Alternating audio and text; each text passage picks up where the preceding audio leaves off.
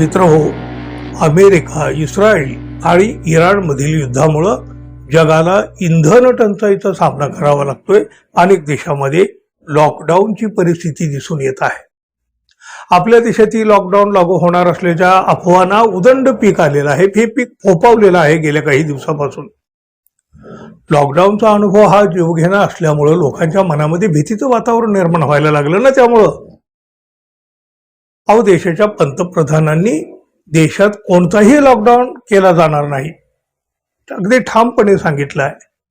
आपले मुख्यमंत्री देवेंद्र फडणवीस यांनी सुद्धा अशा अफवा पसरविणाऱ्यावर कडक कारवाई केली जाईल असा इशारा सुद्धा दिलेला आहे. त्यामुळं देशाचे पंतप्रधान आणि राज्याचे मुख्यमंत्री हे सांगत असतील तर त्याच्यावर विश्वास ठेवायला हवा ना हो. पण सहजासहजी लोक या अचानक कुठूनही जन्माला आलेल्या उगवलेल्या अफवावर अधिक विश्वास ठेवायला लागलेले दिसतात. बघा, अशा सगळ्या परिस्थितीत मात्र एक बातमी अशी आलेली आहे की ती धडकी भरविणारी, झोप उडविणारी ठरली आहे. कोरोनाचा खूप वाईट अनुभव आपण घेतला. कोरोनाच्या एका नव्या व्हेरियंटचा संसर्ग फोफवण्यास अमेरिकेत सुरुवात झालेली आहे. संशोधकांनी त्याला सिकाडा असं नाव दिलेलं आहे, CDC. या CDCच्या नव्या अहवालानुसार हा व्हेरियंट अमेरिकेतल्या 25 राज्यामध्ये फोफावलेला आहे. त्याचे 70 ते 75 म्युटेशन आहेत. आतापर्यंत हा सर्वाधिक म्युटेशन असणारा कोरोनाचा व्हेरियंट ठरत आहे. सध्याची परिस्थिती पाहायची म्हटलं तर सध्या फ्लोरिडा, कॅलिफोर्निया आणि न्यूयॉर्कमध्ये याचे सर्वाधिक रुग्ण सापडलेले आहेत. हा नेमका किती धोकादायक आहे हाच प्रश्न आता नागरिकाच्या मनामध्ये घर करू लागलेला आहे. आणि साहजिकच मग अशा वेळेला नागरिकाच्या मनामध्ये भीती उत्पन्न होणं ही स्वाभाविक आहे. आपले मागचे अनुभव खूप वाईट आहेत, कटू आहेत. 2022 पासून हा व्हेरियंट नगण्य होता. संशोधकाच्या मते तो डॉर्मेंट म्हणजे सुप्त अवस्थेमध्ये होता.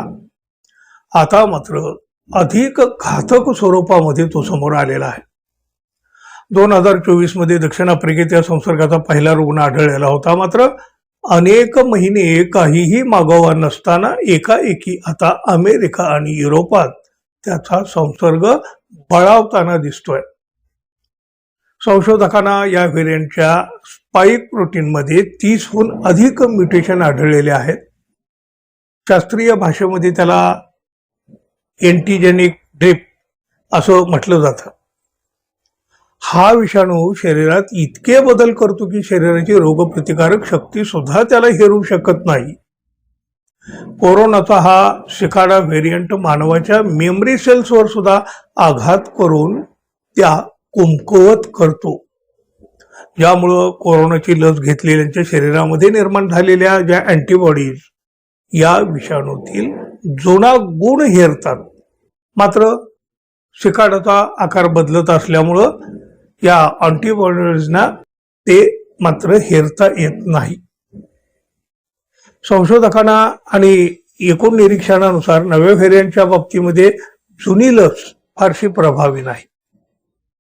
अमेरिकेमध्ये हा धोका पाहता एक नवीन लस दिली सुद्धा जात आहे आता. आणि ती ही जी आता या वेळेला जी लस दिली जाते, जुनी जरी प्रभावी ठरत नसली तरी नवी लस मात्र प्रभावी ठरते आहे.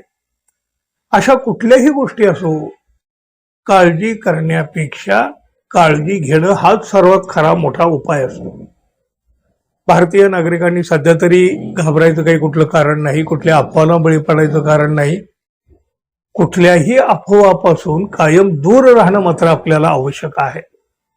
अर्धवट माहिती कुणी घेतं आणि लगे या व्हॉट्सअप युनिव्हर्सिटीवरून लगे आपापले विचार मांडले जातात आणि त्यामुळं अकारण लोकांमध्ये भीती होते, गैरसमज होते, चिंता वाढते, धास्ती वाढते आणि मग त्याचा एकूण परिणाम आपल्याला समाज व्यवस्थेवर सुद्धा पाहायला मिळतो. त्यामुळं कुणी लॉकडाऊनच्या अफवा पसरत असेल तर त्याला रोखा किंवा मग पोलिसाच्या ताब्यात द्या. एवढे 2 उपाय आपल्या हाती आहेत आणि आपण ते करायला सुद्धा हवेत. मित्र हो, धन्यवाद. पुन्हा भेटू. नमस्कार.